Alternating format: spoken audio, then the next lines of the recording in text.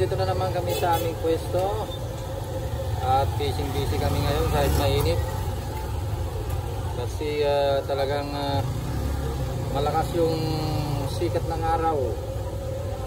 Nasa ano na tayo, katanghalian na tayo. At ito yung oras ng mga peak hours natin. Kung sa bagay, kanina pang mga alas 8 ay talagang dire-diretso na yung mga bumibili sa atin. Okay, ganito po kabisi ang pwesto namin. Alright, tignan natin.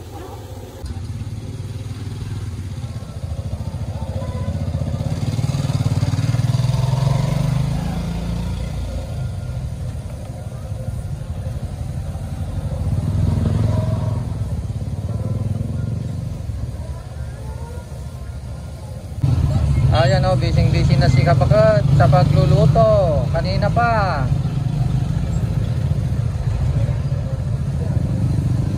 Yung aming tilya, si mga kalakay, ito yung pinakamalaki na pang fried chicken. Yung number 1 na kawa. 23 inches diameter. Ayan o. So yung nilagay dyan na mantika, kung gaano karami, baka may magtatanong, ay around 3 gallons. Mga 3 gallons po yan. Ganyan po karami. At kaya niyang lutuin ng hanggang 35 to 40 na piraso ng fried chicken natin.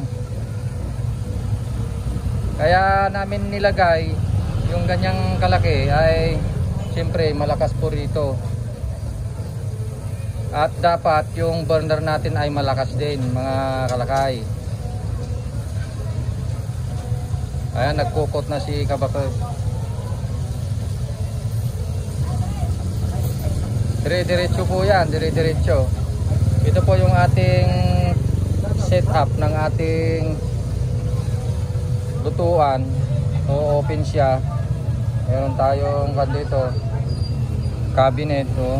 Kailangan natin ng mga ganito, mga bowl na stainless, paglagyan ng mga maragmag, yung mga na filter natin na latak nito dito natin iimbak.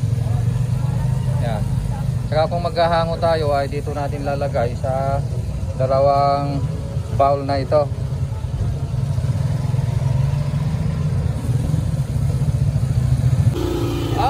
Buti na lang at meron ding hangin na pumupunta rito. Medyo mahangin din. Uwian na ng mga estudyante. Dito kasi yung mga bagsakan ng estudyante. At nagtra-transfer yung mga estudyante dyan sa may paradahan ng van tsaka jeep papuntang kabilang bayan. Kaya maraming estudyante dito. Malayo yung school pero dito yung bagsakan ng mga estudyante na sumasakay sa mga tricycle. Okay, naghahango na si Kabakat. Tingnan natin yung niluluto niya. Yung so dyan namin nilalagay muna. Bali, pinapatuluan muna dyan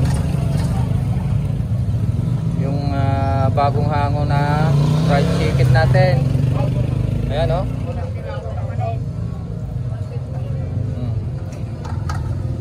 Ayan po yung kulay ng ating fried chicken. Natural po yan. Hindi po namin nilalagyan ng food coloring. Ganyan na po talaga. Tingnan natin. Golden brown po talaga yan. Yan. Ngayon kung merong magtatanong kung ano yung ginagawa namin, kung bakit nagkakakulay ng ganyan, nasa teknik po ng ating pagluluto. Ayan si Kabagot nagsasalang na ng sumunod na salang. Talagang dire-diretso po yan.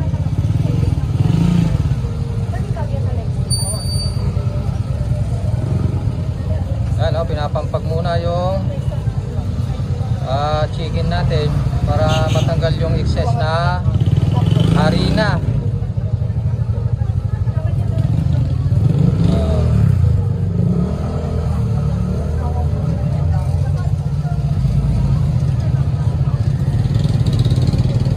Yan, nailagay na lahat. So ganyan po yung paggawa namin, no? Pagka nailagay na lahat yung mga manok na na-coat, eh yan, no? Bising.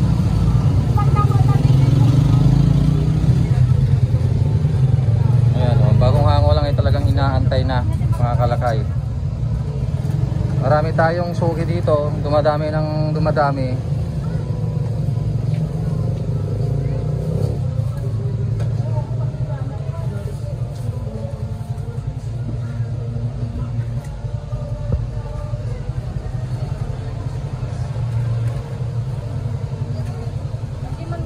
Ayan po yung diskarte namin.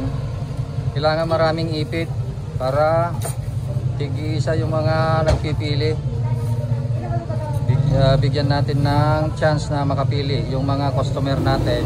Kaya kung mapapansin ninyo ay pinalitan natin ng ating eskaparate. Dati ay medyo mataas yung ating eskaparate, yung salamin na lalagyan. Pero ngayon ay yung mas mababa ang kinuha natin para makapili yung customer natin. Kasi minsan ay meron tayong customer na medyo maliit at hindi siya makapili kasi mataas yung ating eskaparate. Kaya ngayon medyo mababa na. Kaya nakakapili na sila. Oh, ano, mababa na siya.